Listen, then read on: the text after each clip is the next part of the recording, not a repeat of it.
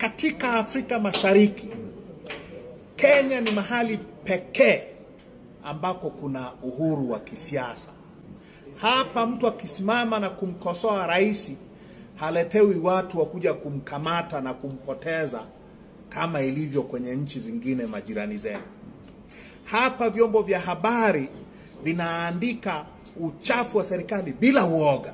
Hakuna kufungiwa magazeti, hakuna waandishi wa habari kutishwa. Majirani zenu hatuko hivyo. Kwa hiyo Kenya ni mahali salama sana. Kwa kweli nikisema hali ya maisha ya Kenya ni ghali, nitakuwa nazungumza kitu ambacho sikijui. Ninasikia watu wengi wanalalamika kwamba hali ya maisha imepanda sana. Nyie mnaoishi Kenya mnajua zaidi kuliko mimi. Nchi zinategemeana kwa mikopo, kwenye nini, swala la muhimu always ni tunakopa kwa sababu gani, tunakopa kwa masharti gani, hao wanaokopa tunawadhibiti kiasi gani. Nina mashujaa wengi sana katika siasa za Kenya, na mashujaa wengi sana.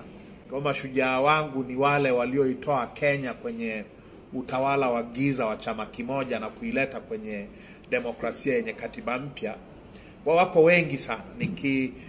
Natamani siwezi nikataja mmoja au 10, wanahitaji kutendewa haki wote. Nchi hii ina mashujaa wengi sana wa